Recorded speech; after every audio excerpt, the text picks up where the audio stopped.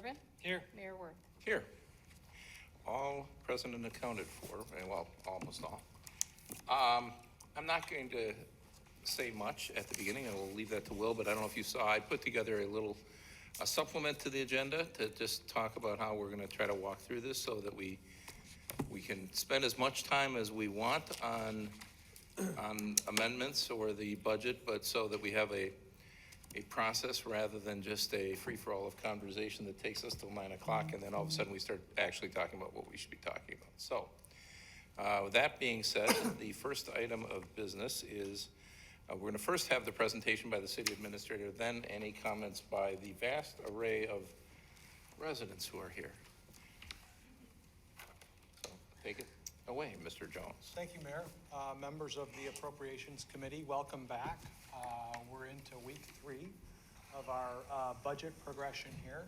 As you'll recall, we've been here the last 2 Tuesday evenings to walk through workshop meetings with the various city departments. And tonight, as the mayor outlined, we're convening as the Appropriations Committee to consider the draft budget put forward by staff about 2 weeks ago, and any other supplemental spending that the council may want to consider here tonight. Just a quick overview regarding the process that we followed this year.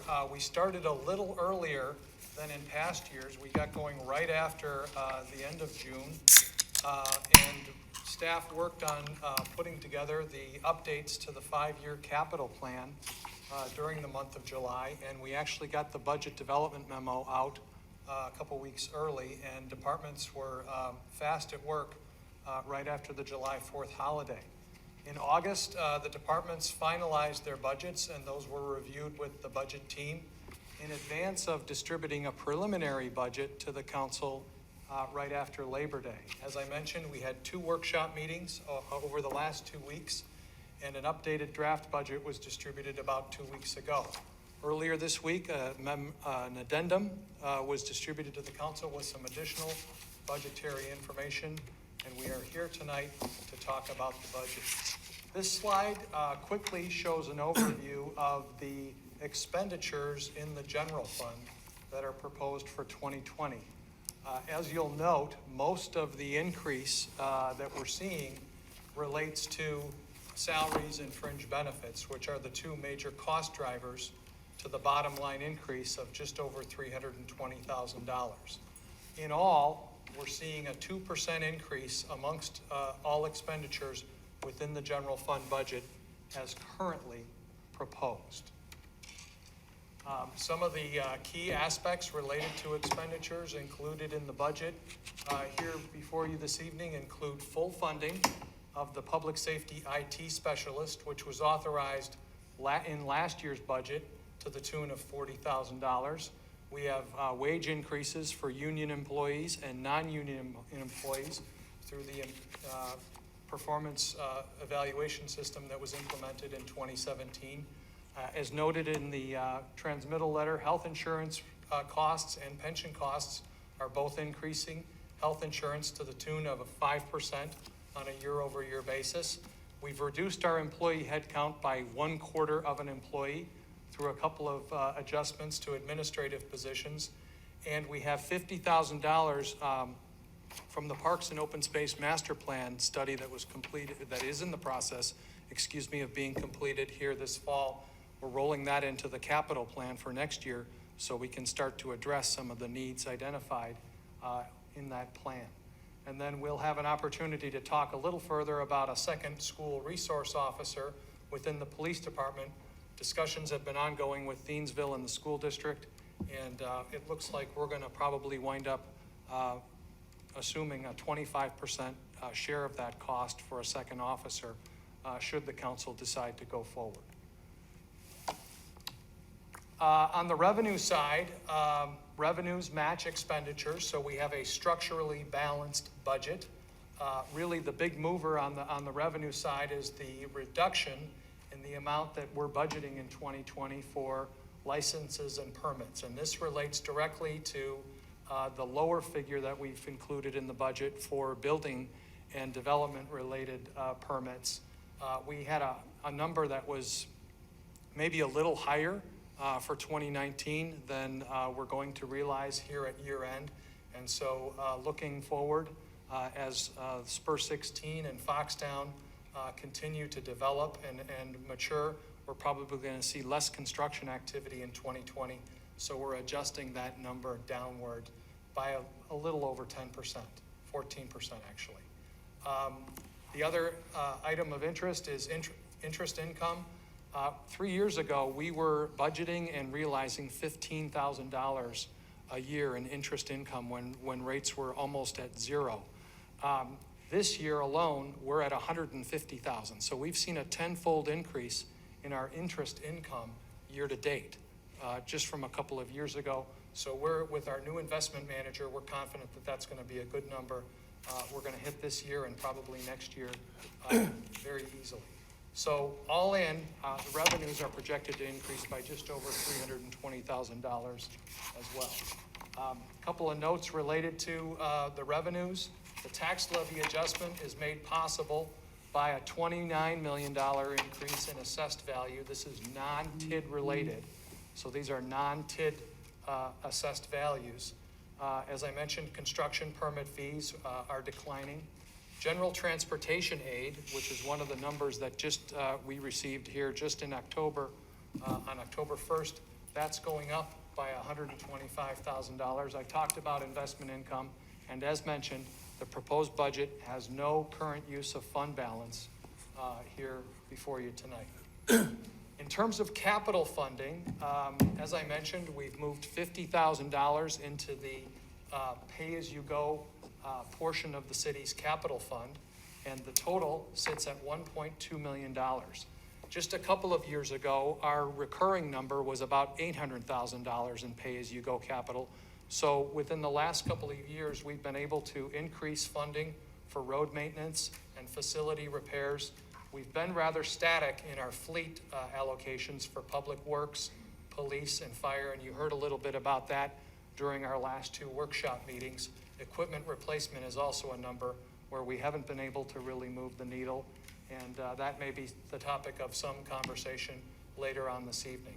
But all in, we're funding at just over $1.2 million in pay-as-you-go capital, non-debt financed capital proposed for 2020. This relates somewhat to the $2.2 million that was requested in these areas. So while we have been able to increase this number, we're still underfunding several areas within our capital program. In terms of the taxpayer impact, based on all the updated numbers, expenditures, and revenue-wise, the present mill rate related to the proposed 2020 budget sits at $3.20. This represents the figure that was included for 2019. If taken as proposed tonight, the tax rate adjustment would be equivalent to 1.4 cents, which would get us to $3.21 on the tax rate. Correct, Tom? Correct. The budget meets state levy limits, and even with the increase in the tax rate, we proudly here in Mequon retain one of the lowest property tax rates here in the state. As mentioned in previous correspondence and during our workshop meetings, a 1 cent adjustment to the tax rate is equivalent to $46,000 in revenue, and a 1 cent increase on a $400,000 home equates to a $4 upward adjustment in yearly property taxes.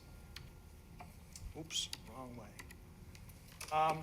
Also before you tonight, and as was the topic of our workshop meetings over the last 2 weeks, a number of funding requests have been brought forward by the various city departments. Those are summarized here in the next 2 slides. That information was distributed to the council earlier this week. I think you have a couple of tables within your packet that you can work off of, but we've also got these items up on the screen here.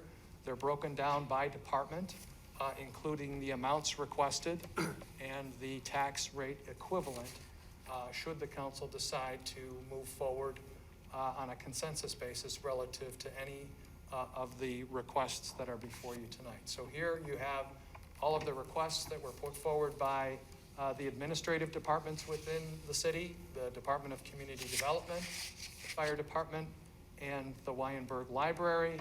And on this slide, we have the requests from the Police Department and the Public Works Department. So I won't spend a lot of time on these slides, but they're here for reference should we need them tonight. Also in your packet that you received earlier this week was an alternative listing of the funding requests presented in a little bit more of a prioritized way.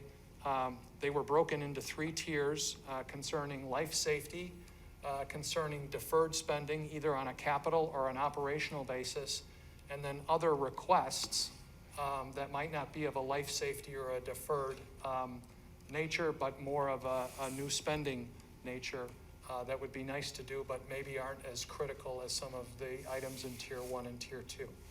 And what you have before you is the all-in amount that were presented at the workshop meetings. And if we take the items in Tier 1, which include increasing pay for the firefighters per the MOU that was adopted earlier this year by the council, various items related to EAB removal and a second resource officer, as well as increased allocations for DPW and police fleet, an allocation to increase the library's revenues, and then 2 one-time projects for the phase 1 of the revaluation of city properties and the community development operational review. We're sitting at just below $1.2 million. That would be equivalent to a 25-cent increase on the tax rate. Now, as I understand it, the Common Council here in Mequon has never raised taxes by 25 cents in any one fiscal year. So this is probably a number that's out of reach here before the council tonight and going into next year. Alternatively, if the council were looking to address most, if not all of the items in Tier 1 and Tier 2, as they were segmented in the document that was distributed earlier this week, one way to go at this would be to allocate 50% of the fire pay as outlined by the fire chief, which would be equivalent to a tax rate of 3.3 cents.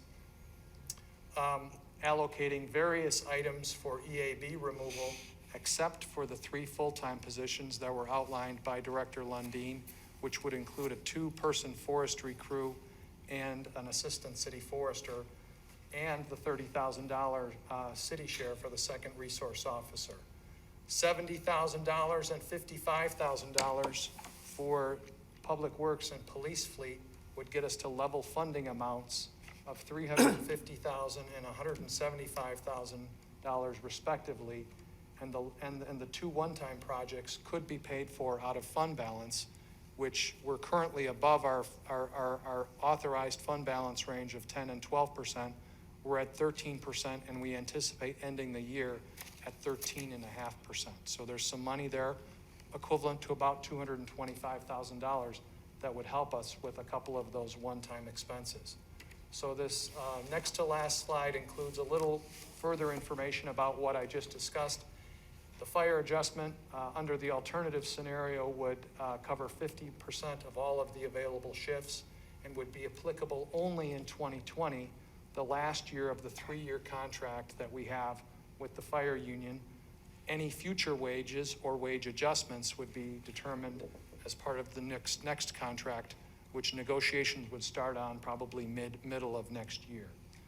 As I mentioned, the EAB alternative would include all contractual money for roadside and parks removal, and would include an increase for equipment and a summer intern as outlined by Director Lundeen. This amount of money, $126,000, would establish a forestry division budget and give the department flexibility to combine that with the $80,000 that's included in our capital fund to flex that $200,000 as needed for EAB or other forestry operations, including replanting of trees here in Mequon, so that when we finally get through the EAB plague that's hitting us here in Mequon, we've got a standing amount of money to support forestry operations long-term in the city. As I mentioned, the second resource officer would be subject to a cost-sharing scenario. Right now, we're looking at $70,000 to $75,000 from the school district, and we're hoping Thiensville will chip in $10,000 for the all-in cost of that second officer. And as I mentioned, an additional 70,000 and 55,000 for DPW and police would get us level funding, which we can count on for a year-over-year basis for fleet and equipment replacement. It's not everything we need for those line items, but it gets us further along than where we are right now. So with that, staff has worked hard through the summer months here, and the summer months are busy. If you look back over the last 3 months, we've been redoing the parking lot here at City Hall, and we've been repaving Cedarburg Road and finishing up the East Trunk Sewer Project. 3 major capital improvement projects in Public Works. Community Development has been working hard with the Spur 16 and the Foxtown developments, which are going gangbusters, as we've all seen here in the town center. The fire department has had some staffing issues, and so our full-time staff has been working overtime to maintain shift coverage throughout the last 3 months. And our police department, as we all know, has realized a number of new hires and a number of new promotions. So we have a lot of individuals in that department adjusting to new responsibilities and new areas of influence. And so when you take that all combined with the accelerated budget process that we've gone through, the departments really are owed a debt of gratitude in terms of getting this done in the time frame specified, when everything else that they've been dealing with has taken up a lot of their time as well. But all in, this budget, as proposed, sustains the structural balance which we were able to achieve last year with no use of fund balance. And while the tax rate is going up by a penny, 1.4 cents, that's equivalent to 0.4%, less than 0.5%. As I mentioned, we're increasing capital by another $50,000, and the IT specialist position is fully funded for 2020. So with that, staff would be happy to answer any questions here this evening of the committee. All of the city department heads are available should you have in-depth questions regarding particular requests or particular items related to their budgets. They're happy to come up and be a part of the conversation here tonight. And as the mayor mentioned, once we move through the operational piece of the budget, I think we'll probably entertain some discussion regarding supplemental funding requests. Correct. There is only one member of the public here, I think. Did you want to say anything? You addressed it already, thank you. Okay. And now questions from the council regarding the presentation and the materials in the binder, or the presentation, or the materials we've got in subsequent binder. I have a question. What determines when you use the general fund balance? Is there a certain criteria you decide that we're going to take money on the general fund balance to pay for certain items? Well, that's typically been a decision that's been made here at Appropriations Committee relative to establishing the tax rate for the coming fiscal year and accounting for any new or supplemental spending that the council may wish to pursue going into the next fiscal year. I'll give the more measured response than I would have when I was an alderman. Staff doesn't really like us to use fund balance. There is some reflection of use of fund balance when you go to borrow money on ratings by Moody's. On the other hand, we still have always had good ratings. And there was a point in time where we had almost no fund balance. Staff, because of that, we set a policy a few years ago. First it was 10%, then it was 10 to 12%. That certainly is an option available to the council to either decrease the tax rate or increase the amount of those other options as far as spending. Can I ask a follow-up question? You had mentioned that we will be at approximately 13.5%. What is that number roughly, and what would 10% and 12% be? Well, I'll answer the first question, if I may. As noted in the budget transmittal letter, and I don't have the page before me, if we were to end the fiscal year at 13.5%, I know, sir, I just wanted to. that would give us $225,000 above 12%.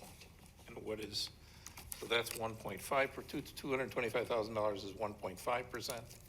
And so 2% would be roughly 300? $312,000. So which means we are $537,000 over 10%. Is that roughly correct? No, I think we're mixing some language here. So we're at, we anticipate we'll be at 13.5% by year end. Another way to go at this is 1% is worth $166,000. So has the general fund balance been increasing over the past several years, or has it been stable? Every year it increases. Almost every year we use some of it. But I mean, are you getting, it's an increase, like I'll give you an example. So I teach in Wauwatosa. So the general fund balance keeps on increasing because they're saving money because of Act 10, and it keeps on getting bigger and bigger and bigger. And is that the case here, or is it the percent of the total budget?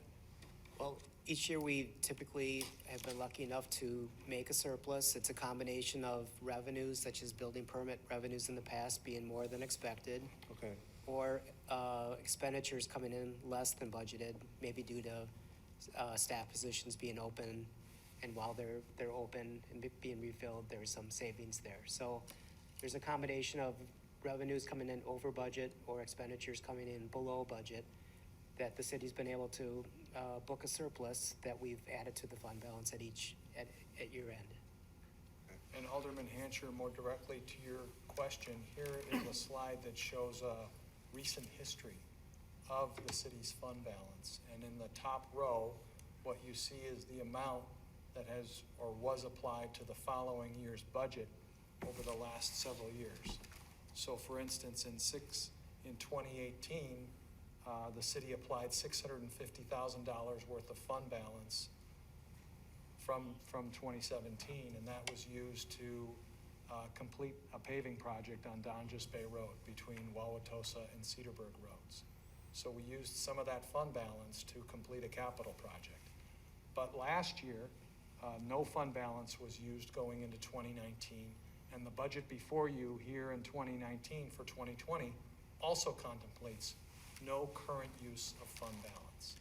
And as you can see, the second row shows the year-end unassigned fund balance for each of these years. It was up around 2.5 million. It dipped down to 1.75, and we've been slowly building back up.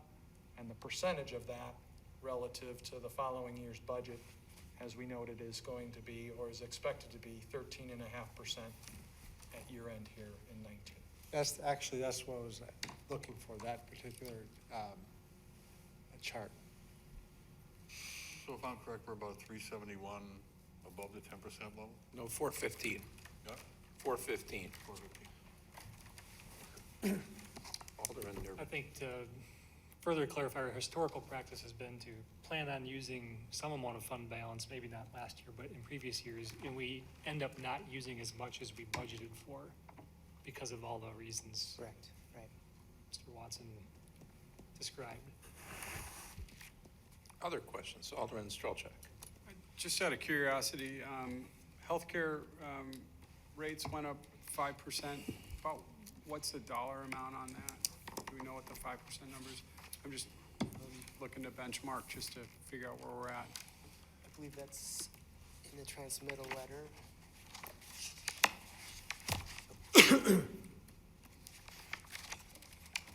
If you go to page 4 in the budget transmittal letter, a 5% average adjustment to employee health insurance premiums.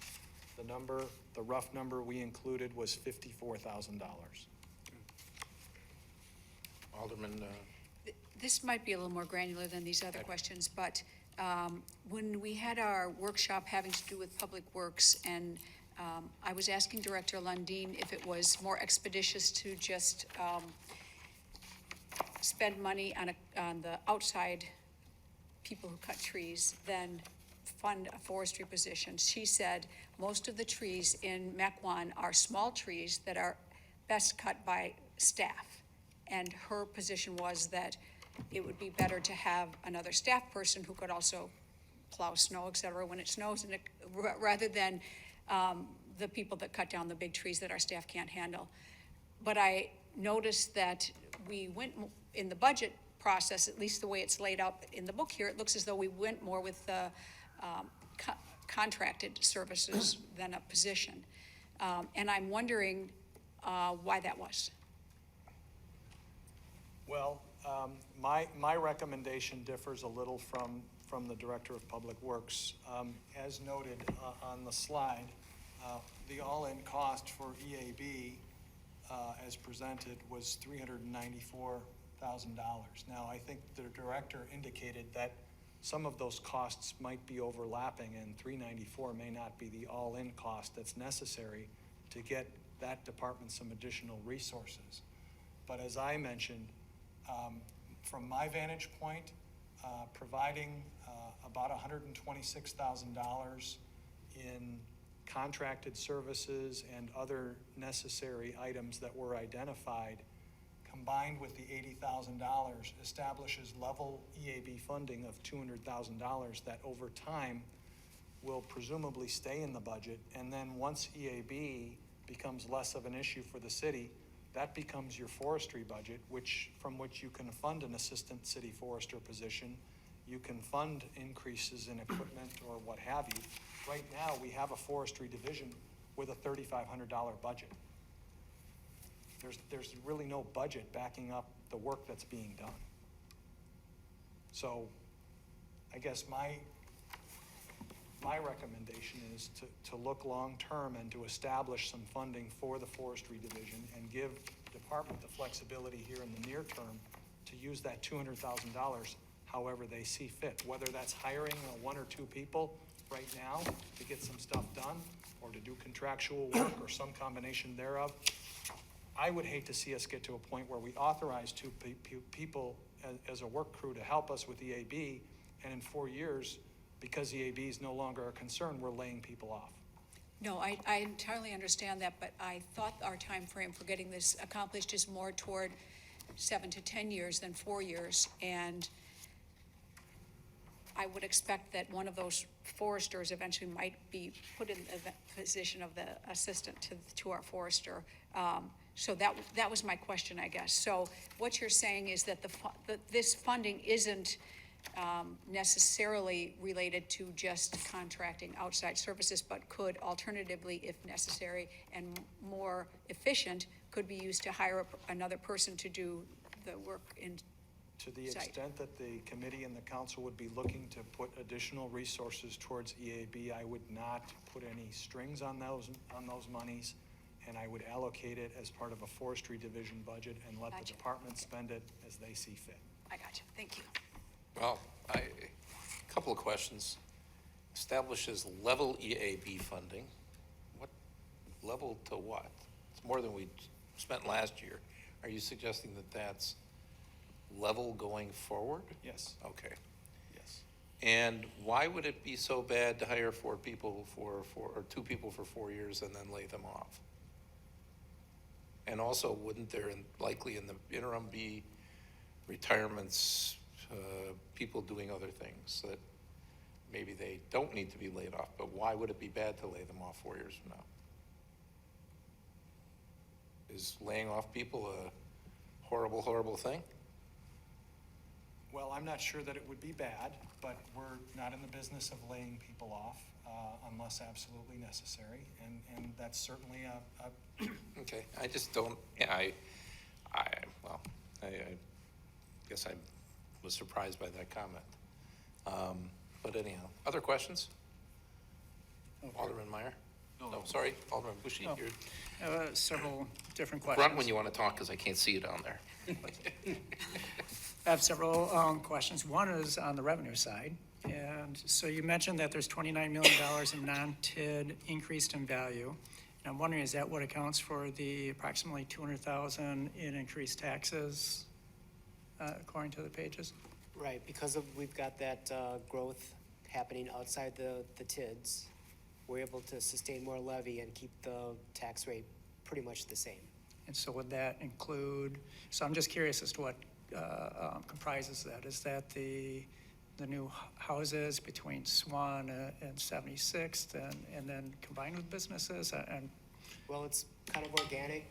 There's obviously the growth that's going on in the central growth area. There's home building, home improvements, some industrial work going on over the east side of the city.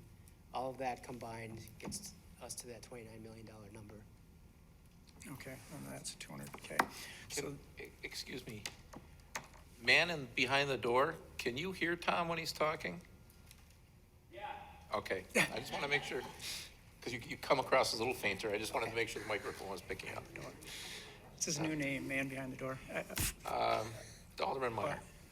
Question, you said that the investments we had, we allocated X amount, and it seems like there was like about $75,000 that we made extra this year compared to what we had allocated for. So that 75 went back to the general fund, or is it applied towards this year's budget? I'm sorry, I missed the first part of your question. So, you said that we went up about $75,000 in investments that we earned this year that weren't allocated for. Right. So that $75,000, did that go towards this year's budget, or did it just go into the general fund? Fund balance. Yeah, when we close the year, it'll be part of the fund balance pool that we're estimating to have at year end. So it'll go into the general fund? Correct. Just like any revenue in the general fund. Other questions? Alderman Boucher. On the wide sheets that you have here, Will, where it says the city administrator recommendation in the main packet, the large packet, I'm curious on a few things. Which item, Alderman Bushy? What page are you on? This is the pull-out sheets at the end of, in the capital projects fund tab. With a little blue highlighting, yeah. Which page on there? The first one? Page 3. So, yeah, my questions kind of refer to all 3 pages here, and that's with some of your recommended adjustments. And first is just a quick overall question, is the first item on there is actually a minus 32,000. So I assume what you mean is taking the year-end 2019 projected balance and then reallocating that to other items, correct? That's correct. And then thank you. So for the zeros that you have in here where there's a lot of other values, I'm kind of curious as to some of the reasoning behind zeroing those out. Is that, again, similar fund transfer? And then I do have a question actually on the cemetery improvements separately from that. So, as I mentioned, a couple of years ago, we were budgeting about $800,000 in pay-as-you-go capital funding. Over the last couple of years, we've been able to allocate more funds for pay-as-you-go capital. But on a year-over-year basis, we have police cars, we have fire trucks and ambulances, we have public works equipment and snowplows that need to be replaced. And so there's historically been allocations for those items in fleet across police, fire, and public works. And more recently, we established separate line items for road maintenance, which is crack sealing and pavement sealing to the tune of $350,000, as well as building and facility repairs for $175,000. Now, we could easily take money out of those areas, but if we do, and that money gets allocated to other line items within these 3 pages, that work doesn't get done, or those vehicles don't get purchased. And so it's really a question of prioritizing. The $1.2 million that we've got budgeted versus the $3 million worth of requests that are being forwarded to the budget office. Okay, I should explain maybe a little bit better, appreciate that. But where I see like some of the zeros, again, I think, are you taking some of the remaining budget that's estimated in the projected ending, and that's essentially being reallocated for other items that are being asked for? No, actually, it's not that we're taking money away, it's just that it means that new funding is 0. The only New time fund, they're okay, taking away is when okay. there's a a negative number under city administrator request. So the very first one, parking lot resurface, there must be 32,000 left in a pot there. So they're actually doing a negative 32,000 so that they can add 32 to a different line item. Okay, that makes sense. And the reason that number is negative is we've now moved parking lots into our debt-financed road improvement program. And we have $650,000 earmarked for parking lot improvements over the next 2.5 years. So we're gonna be paying for parking lot resurfacing through those debt proceeds. Okay. That 32,000 has been reallocated to support some IT investments in the police department. And so with that debt for parking lots, we figured it might be smart to reallocate that to IT spending. That makes sense. And this is just a real tiny question. For the cemetery improvements, if the year-end balance is 2,500, then the recommended is 2,500 for next year. Is that necessary? Does that mean it's 5,000 for the year? Yeah, that would give them enough critical mass to take care of some issues we're having in the cemetery with tombstone writing. Cell phone away from the speaker. Can we figure out what that noise is? I think I'll bet it's the cell phone next to the speaker. Maybe move Yeah. yourself.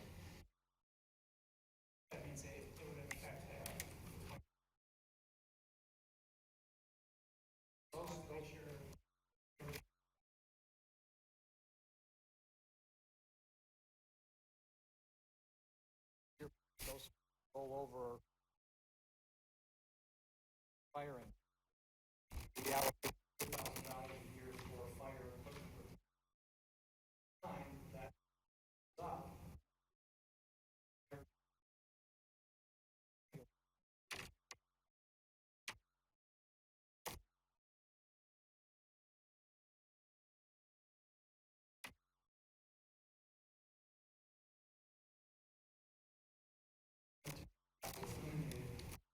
Years back, and that money was carried over to a separate cemetery line item account to account for those calculations.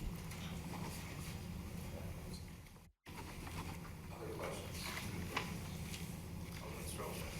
Just while we've got this open, bike lanes is a separate item from road maintenance and replacement. Is that a bike path, or is that a lane on an existing road?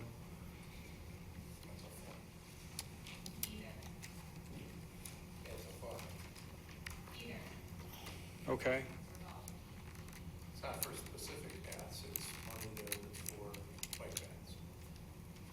Okay. I see that being separated out if it's a separate path, but if it's an existing road and we can add a bike lane for a little cost, I mean, it's something on a policy thing, regardless of how we vote on it tonight, that I'd like to see come forward in future meetings, be like, the bike lane would be X, you know, when we're voting on different road projects as they come up, since we're doing a pay-as-you-go. I think we've done that in the past. We have, I just want to make sure that I'm very clear that I'm not voting, if I don't include it, I'm not voting against bike lanes on roads, which is a hot button for me, so. Other questions? All right, do we have a motion to recommend the budget as presented, then we'll go through amendments to add and subtract. But simply so we have the budget on the table. We have a motion for it. I move to, Is there a second? Second. Now, have to go on. Potential amendments.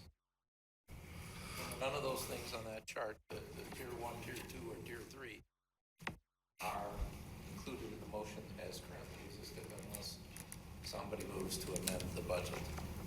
Alderman Nerman. How about Many of these as we. question about some of the additive items? So we've got one-time projects in the level 6 line item, one of which was the operational review of permitting and inspections. That is in or out? It's not in the budget, right? It's not, none of this stuff is in the budget. Yeah. Since those are one-time projects, don't they lend themselves to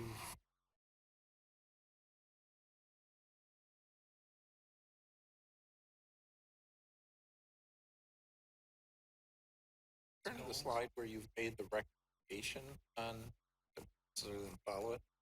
So if you notice, that's what the city administrator is suggesting, for at least those two items, to pay for them out of fund balance. We'll have to, We need an amendment, a motion to amend. make said motion For what? on those items, Two, two items. reevaluation phase one of the CD, the Correct. community Oh, development fund operation. balance.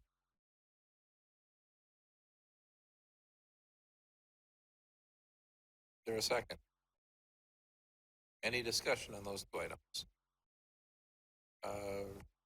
Maybe we don't have to do a roll call, do we, or do we? I don't think so. All in favor, and it's only an amendment, all in favor of the amendment, say aye. Aye. Any opposed? We've moved those two into the budget, and we've agreed to take $104,600 out of fund balance. There's no real correlate, so the question is whether we have any of the other items we actually would like to fund this year. Alderman Strelchak. I'd like to make a motion to fund the second resource officer. Again, as we're looking at the breakdown, the city portion would be 25%, so cost not to exceed 25%. The cost to add that officer. Are we, $30,000 is what you're moving to add to the budget, right? We had Right. numbers, not formulas. So there's a motion to add $30,000 In that other general fund? well, No, I would do a levy increase on that one. at the end, we can make a motion on how we want to deal with the levy fund. That's really a different issue, I think. But you have a motion for $30,000 to add the second resource officer to the budget for $30,000. Is there a second? I second that. Any discussion on that item? All in favor, say aye. Aye. Okay, that passes unanimously. Anything else? I have, Go ahead. I like to, for the library, I like to add the 20, did I say a motion? You're going to move I to amend. want to move to have the library, $25,000. We have a motion and a second. Any discussion on that item? Alderman Nervin. I guess as we jointly fund that entity through us and Thiensville Bowl, has there been any discussion with them on, are you willing to chip in more as well? But don't forget, during the presentation, we're actually not funding it as much as Thiensville. We're actually at a lower rate than what Thiensville is doing. So I'm just trying. If we are funded separately as individual entities, we do contribute 10 times more than Thiensville does on a dollar basis. Gross dollar, but not But not based on formula. proportionally. Yeah, not proportionally. Would, I just want it to be the same. Hold I on, think- oh, excuse me. Would you like to add anything, Director Mluchin? If you would, step forward. But we want to be brief. Absolutely. I will be attending their meeting Monday evening, is the Thiensville Board of Trustees meeting on their budget. So I will be there then, and we certainly have discussed funding with them. So that's all I can say at this point. I think really what's required long-term is a reevaluation of the funding, joint funding formula to account, But we may lose in that reevaluation. You recognize that. pardon? We would likely lose in that reevaluation. Well, or we can just choose to throw more money in and maybe Thiensville doesn't as well. I Yeah. mean, it's a joint community problem, it's jointly funded. But I guess Formula's probably out of date to some extent. I agree we'll probably lose, but I understand that, but I guess through the presentation process, it appeared that we are not, as in Mequon, we're not funding it at the same percentage as Thiensville. And I think the library is the center of the community. And I want to make sure that it is funded in a way that benefits everybody in the community. We have a motion and a second. Any other discussion? Alderman I Nervin. guess I'll add, I don't disagree. And actually, I put a request out for comments on the budget to everyone that follows my Facebook feed. And I only got one comment, and it was requesting more funding for the library. I guess I just don't know the right way to do it, given that it's jointly funded. I mean, you can make a one-time, That's what's before us tonight. yeah, it's a one-time, We can reevaluate later if you'd like to. yeah, I think we should take an action to figure out a longer-term solution this next year, regardless of what we do tonight. Okay, any other discussion? All in favor of adding $25,000 to the budget for the library, say aye. Aye. Okay, the ayes have it. Any other amendments? Alderman Strelchak. Just got a quick question. The fire pay, we all know kind of the monkey in the room is that we've struggled getting people to fill shifts, and we really need to work to evaluate it. So what I was pleased to see is that the fund balance did go up a certain percentage. And if I remember correctly, this year for the fire pay, did we pull out of fund balance to cover the increased fire pay for summer? Is that where we pulled the funds from to pay for that? Temporary, The The temporary MOU that we increase? made, Well, technically speaking, we're overspending the fire department account. And to the extent that revenue or expenditures meet revenues head on at the end of the year, any overage would need to be made up out of fund balance. It's a little early to say, we're just into the fourth quarter, we're not sure how all the numbers are gonna fall. It's likely we may not have to touch fund balance to pay for any of those expenses incurred during July, August, and September. But we don't know yet. Okay. came from extra revenue somewhere. Fund balance would be bigger, no matter what, if we hadn't done that. So effectively, money's money. It's a fungible commodity. But can you explain why you're suggesting the 3.3 rather than the 6.6 tax increase or Well, the effectively half? 6.6 number assumes every shift gets filled on a volunteer paid-on-call basis.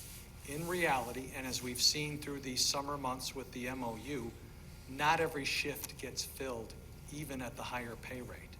And so if we're expecting and assuming 100% coverage all throughout the year, 303 is your number.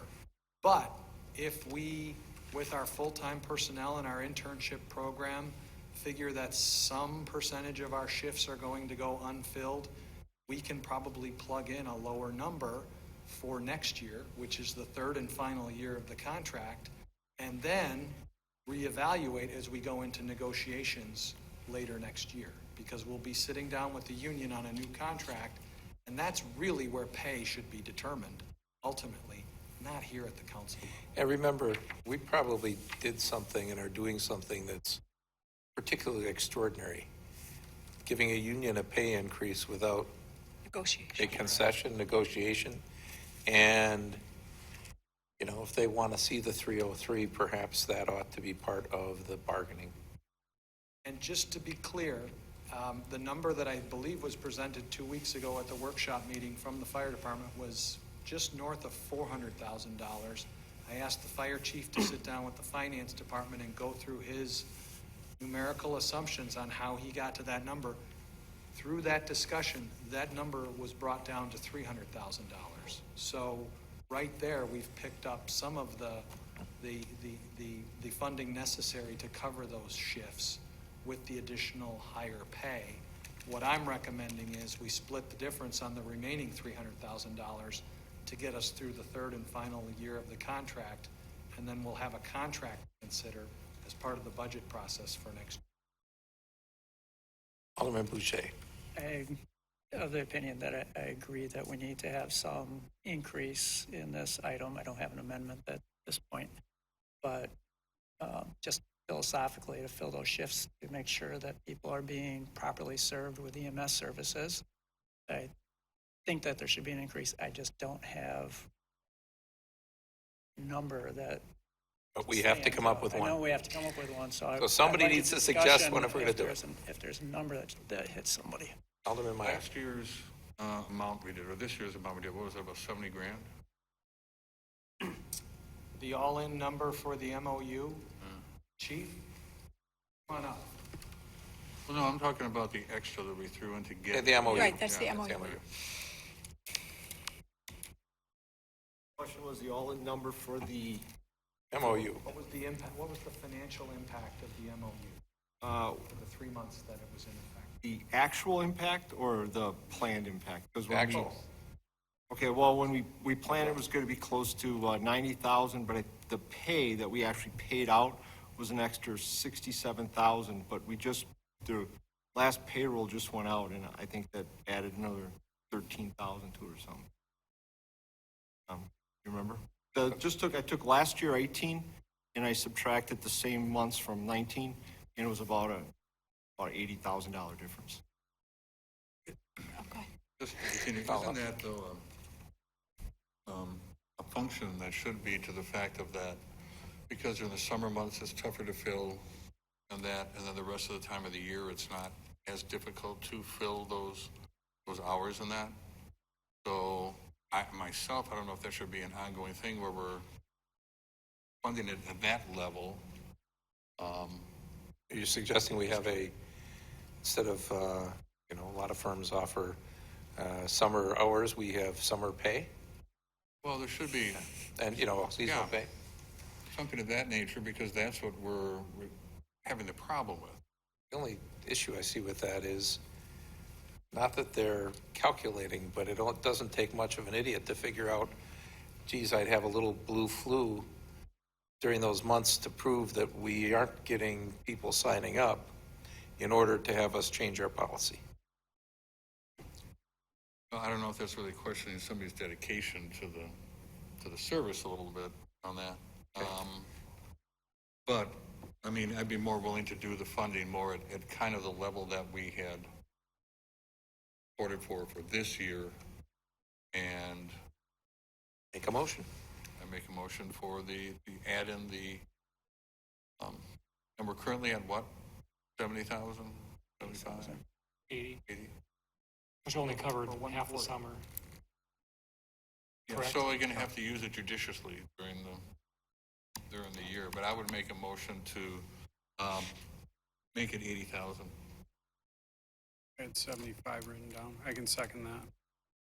Discussion. Alderman Urban. I think the 75 or 80 got us through half the summer last year. This number would get us through the whole summer. We had troubles in June and early July in addition to that, so it seems like a half solution. I'm assuming you'd come up with some policy to use it when you most needed it.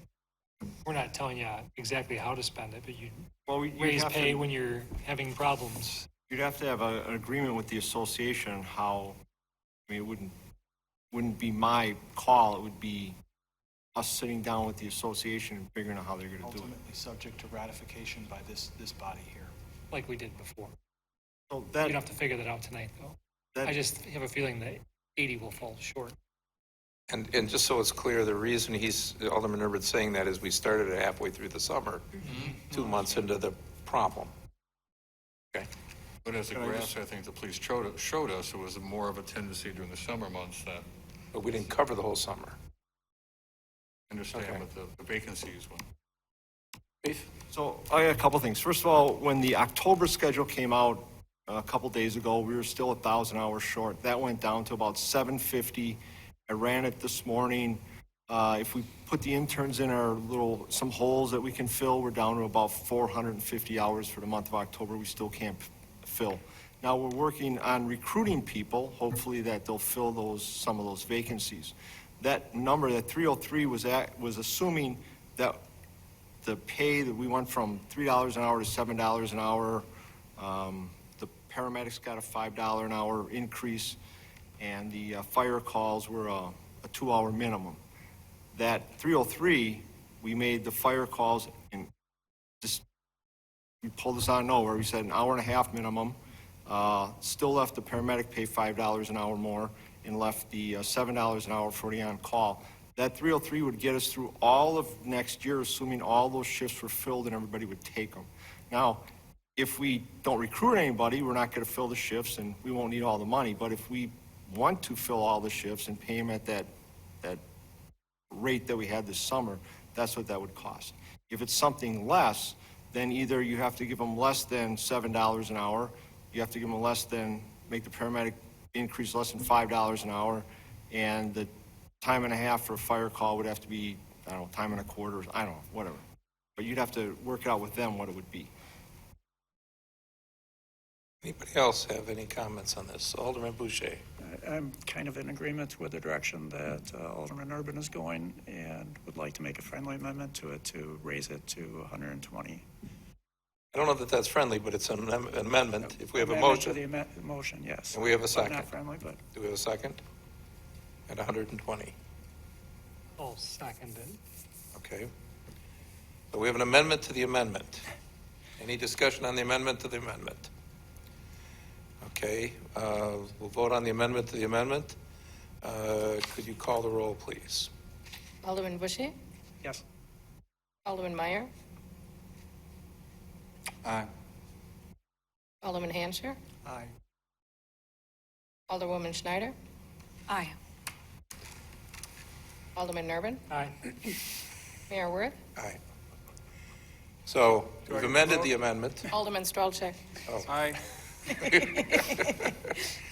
I know you can't see me down here. So all in favor, we've now amended the amendment. All in favor of the amendment, say aye. Aye. Okay. So we now have taken care of fire. We've taken care of the bottom three items on tier 2, and we've taken care of the resource officer. We now have, at least up there, and by the way, our discussion is not limited to there, but we still have EAB and the 2 fleet items. Anybody have an amendment they'd like to make? Alderman Meyer. Well, this is not on one of those. Okay. But in the process of, and we haven't met more than once with the new fire committee because of staffing, not staffing, but because of time requirements and that, with budget and that, so we'll get it together pretty soon. But in the initial presentation from our fire chief and that, there were some items inside of the fire department that need to be taken care of. And because of one of the things is to get volunteers, to get people here to do that, they need to have a place to be at. They need to have a place that is halfway decent to shower in. They need to have a place to do that in discussion with the chief. There are some areas in the laboratory areas and that where there's some tile falling off, things of that nature, and that doesn't put a good face on some of the things. So I think there needs to be an amendment to, and I don't know the dollar amount, I'll throw out there $20,000, the amendment of $20,000 to do repairs on the fire station for the volunteers and that, but the chief may be able to elaborate on what he would use that for, but I know there was a need. I'll second the motion for the purpose of discussion. Chief, come back. Come on down.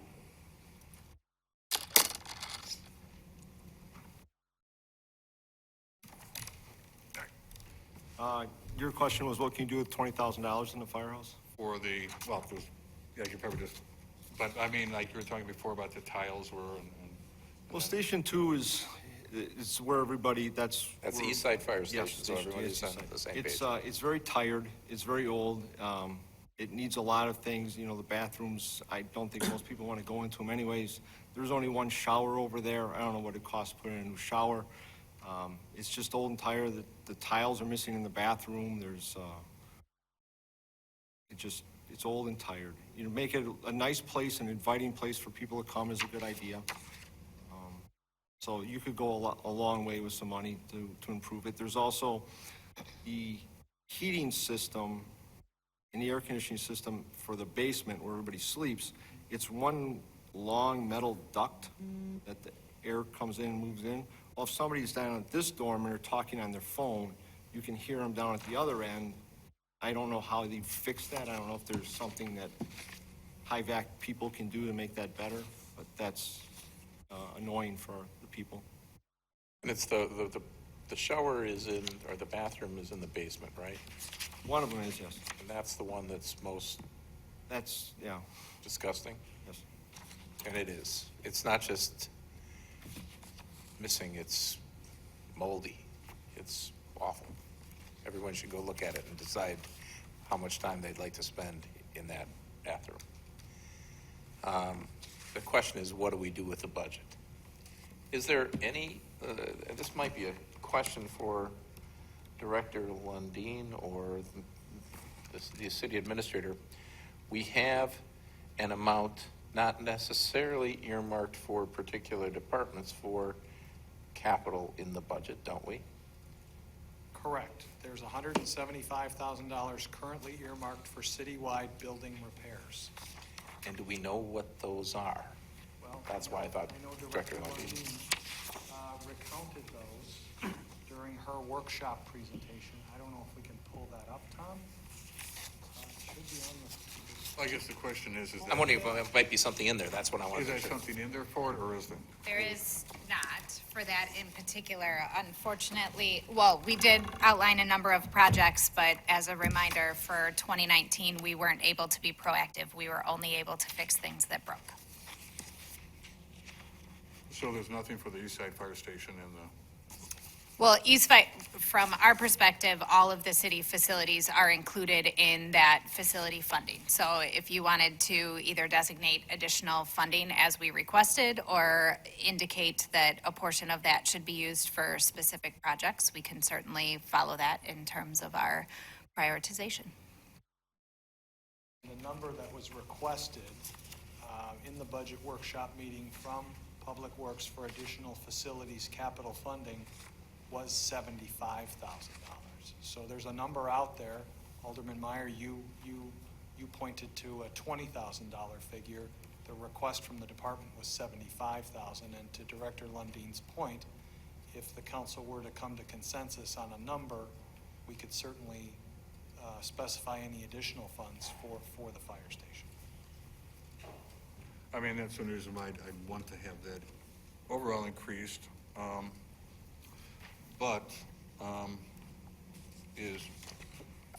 don't know the number because it's $20,000. Does that go a long way to help the station over there to get that stuff done? Or is it a number of $30,000 to do? Because there's got to be some list someplace that has what the repairs are and what's needed to be done, or at least get so that it's. Are you just leaving us, or are you going to look something up? She's got a whole stack of stuff. I was kidding. I thought she just got disgusted and left. Yeah, I thought you just left us. Oh, wait. She's far more professional than that. Yeah, Slide, Kristen, she went to Michigan. Kristen, I'm sorry? is this the slide? Yes, so this is what, according to, well, that was this year's projects. The subsequent slide was what we would have otherwise prioritized based upon the facility assessment studies for 2020. So the projects we had specified for the East Side Fire Station included the garage door replacement and the stair and rail replacement out front. If I otherwise look, the immediate repairs report for the East Side Fire Station was $130,000 with the 2020 allocation at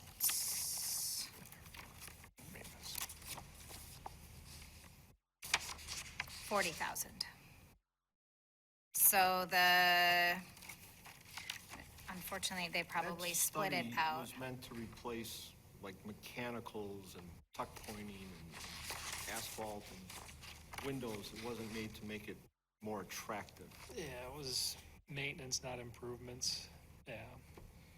I'd also highlight a moldy bathroom fixing a known issue isn't necessarily making something attractive. It's fixing a health problem. So Well, I'm gonna minimize. I might be exaggerating the moldy, but it's awful. Well, we had the mold remediated. It was cut out, and they also, DPW did a great job regrading the lower the parking lot, so now the water doesn't run into the building, it runs into the retention pond. So that's gone a long way. Yeah, but I'm talking about taking care of the bathrooms, taking care of the shower area, stuff like that, so that the people that go there to help serve the community and at least have a decent place there to do that. I know that there's other things need to be done. Maybe the bigger question is that at what point do we replace that station is the bigger question. That is an excellent question. However, in the interim, even if the decision was made that that was the highest priority of building for replacement, we obviously haven't even initiated the facility assessment study portion yet, let alone the design of the building and everything else. So recognizing that even if the decision was to replace that building, that in all reality, it's probably 2 to 5 years from actual inhabitants. I think that there's certainly a number of repairs that would need to be completed there regardless. So because we typically request capital funding across the facilities, if the council is otherwise willing to consider additional funding and request that we go through and prioritize the projects for the East Side Fire Station at whatever cost they may be, if you otherwise allocate 20,000 and it's 30,000, that would just eat an additional 10,000 out of whatever the list otherwise was. So it's not that there's not funding there for it, it would just rearrange the projects that we otherwise intended for 2020. Compromise at 25. Excuse me? I was gonna Say compromise at I'll 25. make a motion for 2025 to be added to the additional facilities capital fund with Earmarked emphasis on making those improvements to the East Side Earmarked Fire for the Station East a Side Fire priority. I think it's, and the reason for that is I think it's very telling that, we added 175 last year to try and get ahead, and we were only able to react. We really haven't gotten ahead. And not that 25 is a hell of a lot more, but it's something, but I guess it'll go to improving the bathroom and the shower facilities. We have a motion and a second. I thought we already had one at 20, but now we're at 25, that's okay. We have a motion and a second for 25,000. Any discussion on that? And their worth is at least Towards as the much as we. earmark towards for the fire library. department. Fix up. Hopefully an HVAC guy can also do something within that. We have a motion and a second. Any discussion? All in favor, say aye. Aye. Where are we at, by the way? Well, besides the things that we already decided would come out of fund balance, we are at $145,000, $195,000. Kristen, could you stay? Of course. I have 2 questions potentially towards amendments, but as long as this slides up. The proposed funding is 175. What you've listed below it is 93 more than 175? Is that the negative 93? Yes and no. We anticipate right now, actually as of next week, we will have out for bid the repair to the parapet wall or the back walkway at the public safety building. We anticipate that project will deficit spend the capital account for the 2019 allocation. So we're showing what we anticipate would be about a $54,500 deficit. So. Okay, that's what I meant. So That's not, one of yes, the so things. the total would put us 93, but not necessarily solely in projects. Which really, but so the rest of that, including the 54 equals, 90, the negative, almost 94. okay. So your proposed funding allows for $79,000 more than what's listed? Yes. Okay. I was worried that it was less, but I didn't add it up. So there is room to do some other things out of that $175,000. Correct. So ignoring the ones that I otherwise allocated there, we've got $120,000 that we can spend on whatever we obviously prioritize to spend on. Well, as long as Kristen's here, is anybody going to do anything about Emerald Ash Borer, or are we? I want to do something about Emerald Ash Borer. I don't know what the monetary amount should be, because I think that it's moving from a aesthetic concern among the neighborhoods to a public safety concern, and I'm reluctant to get too far behind on it, because I do think that they're in there, now some of them are probably dead, so that there is a risk of falling on people. What is that related to? Yeah. I also am concerned because I think that eventually Director Lundin would have to, just because of the urgency of the situation, start to pull money out from other places in the Department of Public Works budget, which is very tight right now, and I don't think there's, and some things have been reallocated, like $40,000, I think the past 2 years, but I think we've gotten to the bottom of what we can reallocate in the Department of Public Works to cover that, and I do think we need to find some other funding for that in the next 5 to 10 years? I mean, for the next 5 to 10 years? So there's 3 options presented to us. Well, actually, there's more than 3. I mean, the administrator suggesting 126.5, which includes, Do you want me to go back? Or? no, if you can show us where your 126.5 comes from. The 126.5 comes from 100,000 for contracted roadside, 10,000 for parks, 10,000 for gear, and 6,500 for a forestry intern. It's these 4 items together, which are the non-staff, the non-full-time staff related requests. So you're maybe the second option is the 190. Excuse me, not the 190, where is it on here? The 175, 441. Third option is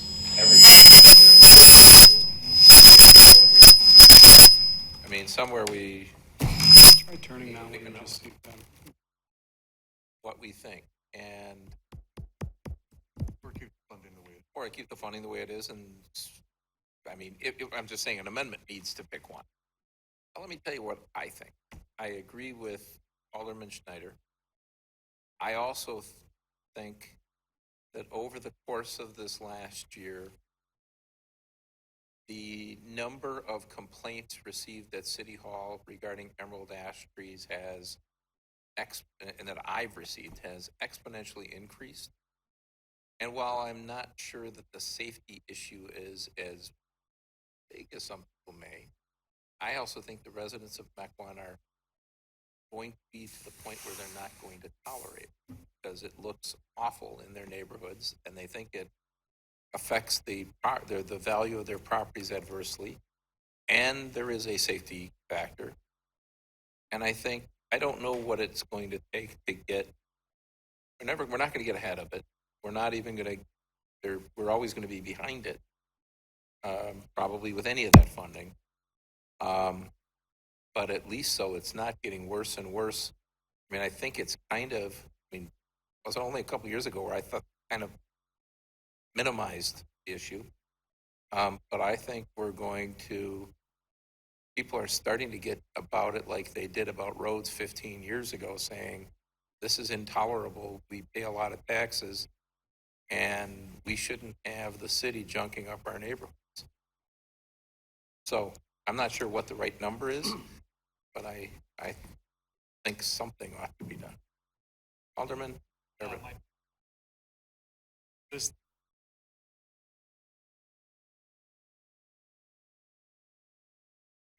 and the tree removal companies are starting to prey on the general public and leave unsolicited quotes in mailboxes to remove the ash trees that we say we'll remove for free in the road right away.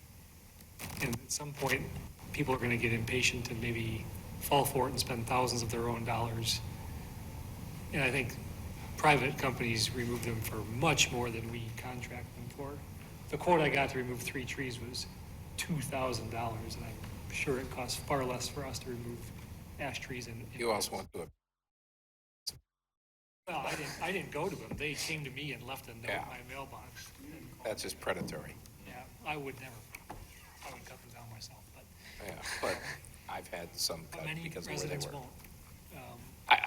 But somebody's got to make a motion, somebody's got to ask more questions, or we ought to move on and say we're not going to do it.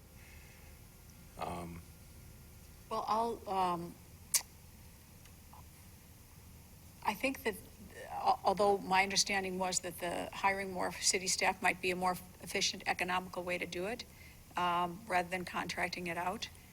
Because when we talked about that, you still have to have city staff go out there and mark things, you still have to Right. go out there and do all the preliminary work. But given that, I think that the 100,000, my understanding is that the department can allocate the money the way they wish. So if they found that it was more efficient to hire somebody to get some individual out there getting these trees that are within the capacity of our staff to do, that would be another option depending on the funding level. But it is a 2-person crew, so you're going to still have to move somebody It's not something you send out one person to do, right? Correct. I see. Yeah, it's definitely, I worked on a tree crew in the summer in college, and it's a 2 to 3 person crew. Andy and I may do these by ourselves, but that's not typically considered It's very foolhardy. acceptable. Well, and as a small point of clarification, the main budget, it did include the $80,000 for contracted tree removal. So there is already in the budget at least some allocation for contracted removal. While that certainly won't address all of the trees that we otherwise need to utilize contractors for, it is at least one of the things that's already addressed in the budget, whereas we've been before you many times in the past. One of the things that we are hearing is people's frustration, and I personally feel that's because our forestry division is staffed by 0.5 people of Mike, who is the city forester, as well as the parks superintendent. So one of the other ways that we can address emerald ash borer is with that either communication or correspondence or other things that people are frustrated with that can't be solved with contracted services and can only be solved with additional staff. There's got to be a saturation point of how much you can actually get done in a year period of time with the massive amount of trees that all the communities are, and they're contracting out. There's got to be a saturation point where just can't, no matter how much money you put in it, there's not enough. Correct. Not enough stuff to For do. contracted services, Correct. yes, you may recall that we actually had to put this year's contract out twice, because the first time we put it out, we couldn't even get contractors to respond. They weren't even looking to rip us off. They just did not respond and said that they couldn't get the work done in the time frame.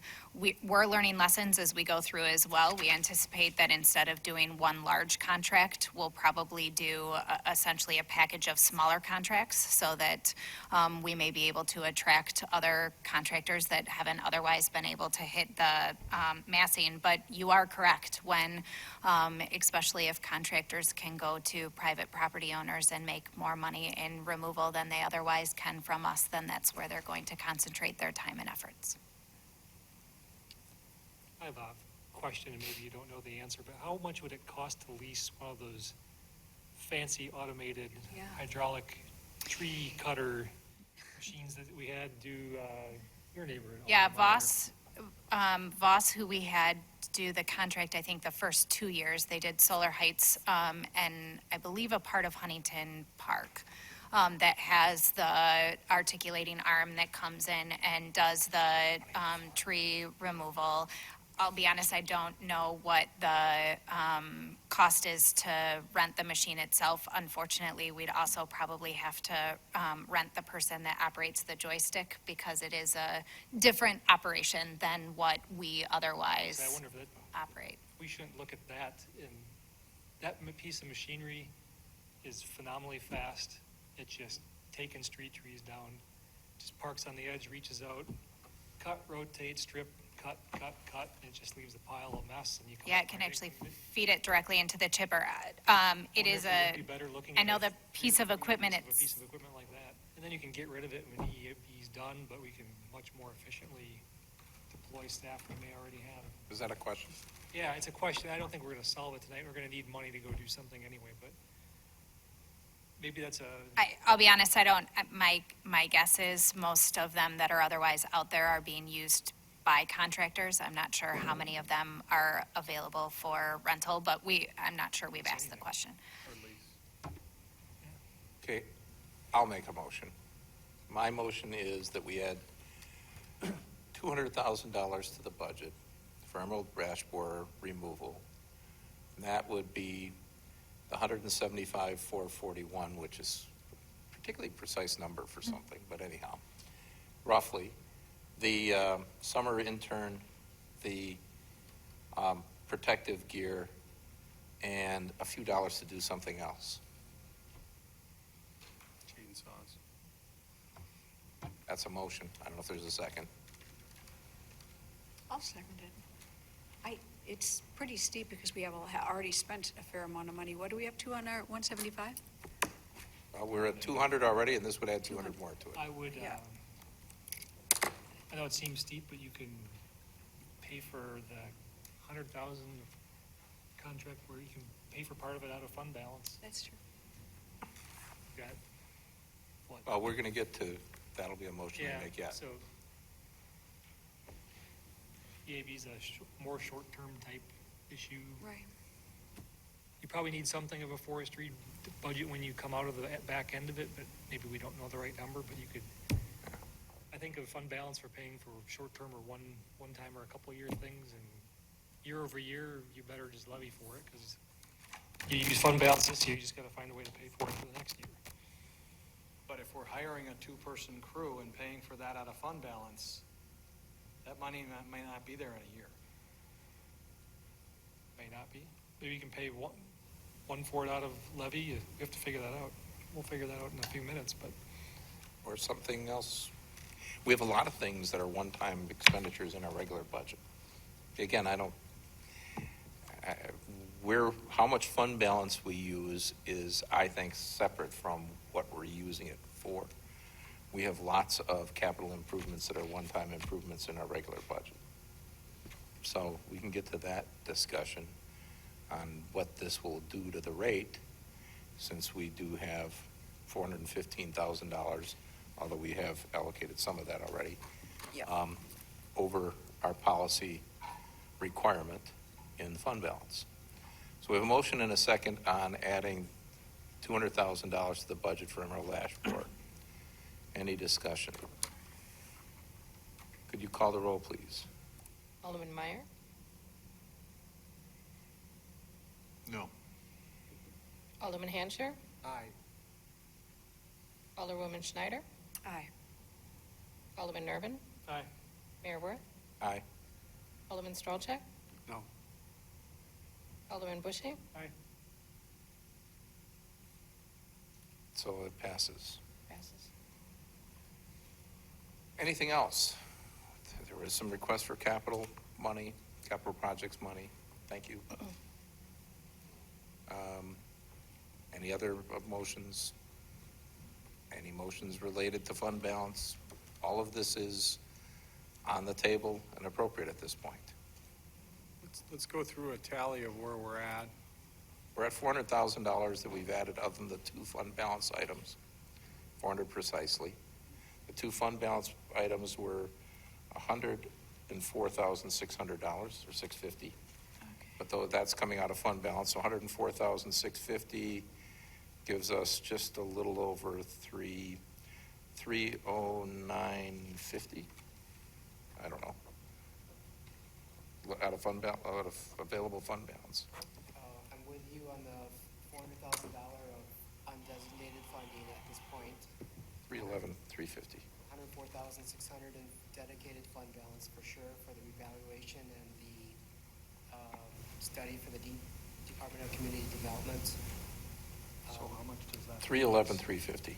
Fund balance. How much does it leave us? About $15,000. No, 311,350, over 10%.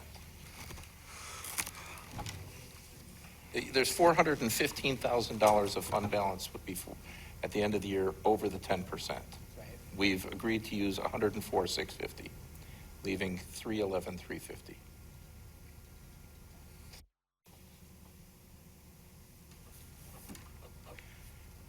I would move to use $200,000 of fund balance towards what we've already approved.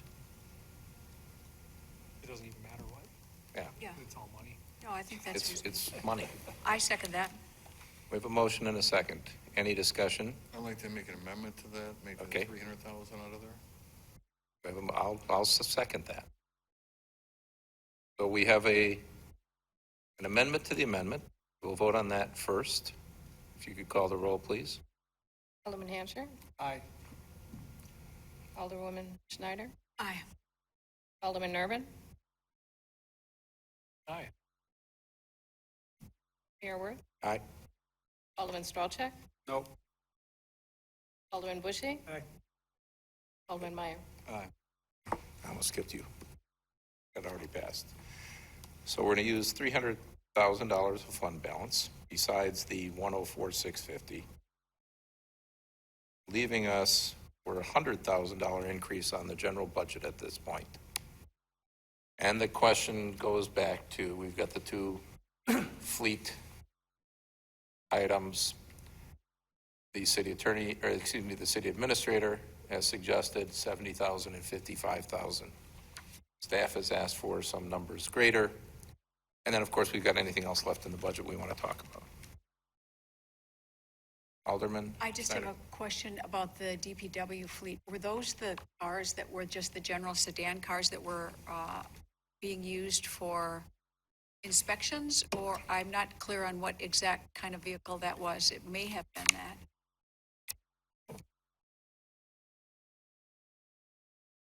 Welcome back.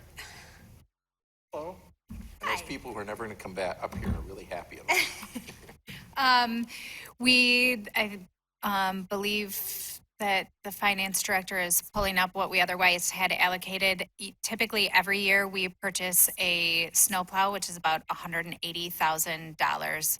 And then we had a number of other purchases. The pool vehicles at the bottom is what you're referring to in terms of the sedans that the inspectors, engineering, and then we have a couple shared cars that finance and the rest of the users otherwise share.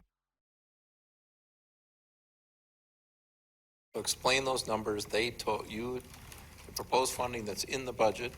There's $280,000 currently in the budget. We're still looking at the sale of equipment from this year, but we are anticipating a deficit for 2019. So then if we look at 2020, again, we typically purchase a plow truck every year. Every about 5 years, we have to do two in order to stay on our replacement cycle. There are two, you may recall earlier this year, we purchased two new sewer trucks. The two trucks that they are otherwise giving up are of better quality than many of ours in the highway. So we would propose to purchase those used from the sewer utility. We have a loader lease payment. It should be the final one in 2020 before that payment falls off. And then some of the purchases that we were otherwise looking at include a tool cat. We have to do some specialized snow removal here in the City Hall parking lot due to the pavers. And it would also serve to better clear the sidewalk, both out here in Town Center and out on Mequon Road. Good. Glad you added that. Replacement of one of our roadside mowers, the replacement of the street sweeper, and then as mentioned, either replacement of one or a combination of the pool vehicles, depending on whether we outright purchased or financed. So the those. total of all of those items is $435,000, is that correct? No, the total of that then is $715,000. Right, so she's $435,000 short of being able to buy this stuff this year. She asked for, I used the number from the study. So the number from the study was what was in the capital plan. Our staff projection, based upon large equipment replacement and everything, would have level funding at $470,000. So that's what. which is 190,000. Yes. She asked for 190. The administrator is, to do all that, she'd need 435. She asked for 190, and the administrator is suggesting 70. Which means a whole lot of that, in any event, is not getting done. What would get done for sure 70. with 70? Well, we've had this discussion. The hardest thing from our perspective is, frankly, at that short, I think we'd have to look at not replacing a plow truck so that we can otherwise address some of the other larger needs. We have two pool vehicles right now that are completely out of service. They do not operate, and unfortunately, because of lack of funding, we haven't even been able to replace them.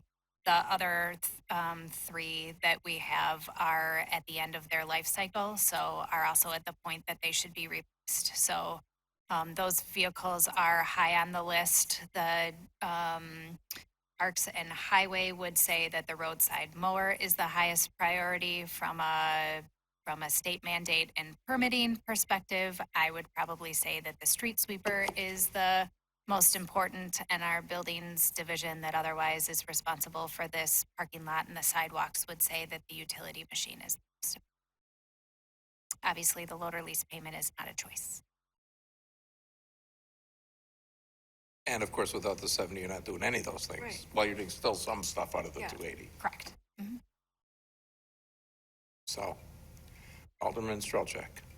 Street sweeper is purchased or leased? We currently own one, so that's the outright cost. We do have financing options from at least one of the Pelican dealers that, depending on the structure, the payments range between, I believe, $32,000 and $45,000 annually until, and depending on the options, we can either do, as we did for the loader and the excavator, where then at the end of the lease, we have a $1 buyout, which we typically take, and then we own it, versus a more traditional lease that at the end, we would then return the sweeper back to the manufacturer. Or But buy the- at current market rate? Correct, yep. But leases involve, I mean, that's simply borrowing with interest. I mean, it's. Yeah, I know, I You know, I agree. mean, I'm not saying it's a bad idea, but it is, as opposed to doing pay-as-you-go, it's effectively layering a different kind of debt on the city. But I think to your point that you made in previous budget meetings, you're paying for it as you're using, you're taxing for it as you're using it versus hitting everybody right now in this 1 year to pay for it. Well, I agree, except the whole concept of doing the capital study and the fleet financing is they need, what's the number out of the study? Yeah, I believe it was 1.3 million No, per year, per year. for DPW. Yes. Well, they need a big number every year. So at that point, if you're borrowing it and adding interest, You're right. you're costing more. I mean, if this was an anomaly saying, this year we need a spiked amount, let's borrow it and spread it over time so that we can even out our costs, that works. But doing it now, we are kicking the can down the road a little bit. Made sense on roads, maybe to some degree because of how cheap it is, and roads last forever, but this stuff is still equipment, and you ought to have some sort of level funding for equipment. I don't know what number we should do, but right now, we have $280,000 in the budget. If we do nothing else, we'll have $280,000 in the budget. Anything else anybody wants to talk about?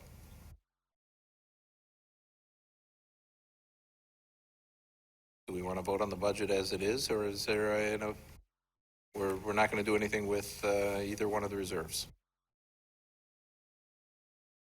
Make a motion at a minimum to fund it at the level proposed by the city administrator. At both of the two capital Correct. accounts? I'll We have a- second. We have a motion and a second. Any What was that discussion? total then? Can you go back to the screen, please?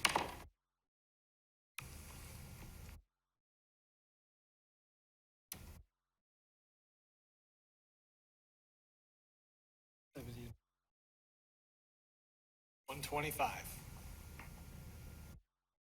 So if we add the 125 and the 100, that's $225,000, which brings us right about to 6-cent increase that we added tonight to the 1.4-cent increase. Is that about correct?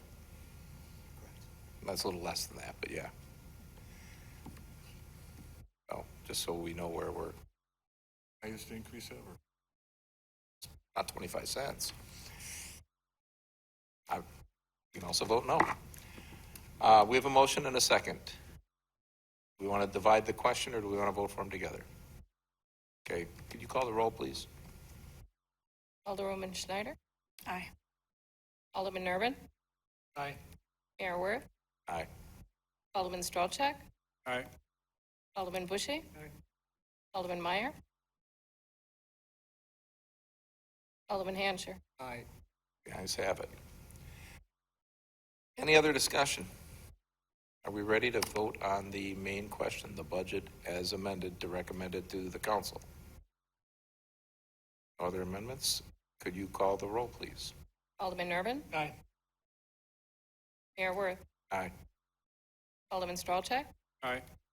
Alderman Bushy. Alderman Meyer. Aye. Alderman Hancher. Aye. Alderwoman Schneider. Aye. There is only, just for an announcement standpoint, this negates our need for a second appropriations meeting, That is correct? correct. So the next thing we will do is see this at our November 12th. first reading at October, at the October meeting, when we have a first reading on There's the a budget. public hearing scheduled for November 12th, and typically the rules are suspended so that the council can vote on the budget that night. Why don't we have a first reading in October? Is there public notice requirements? Oh, we're not, Oh, we moved our meeting back to the 15th, so maybe we can get it in. The draft budget needs to be published. Madam Clerk, how many days does the draft budget It's need a to be week or 10 published before days. it's voted on? 15 days, so. too late. Yep. So anyhow, we'll see this in November. You know, there's only one thing left to do. Wait, Oh, Alderman. can we get a summary of this sooner than later? or Absolutely, all the details? this week, All right.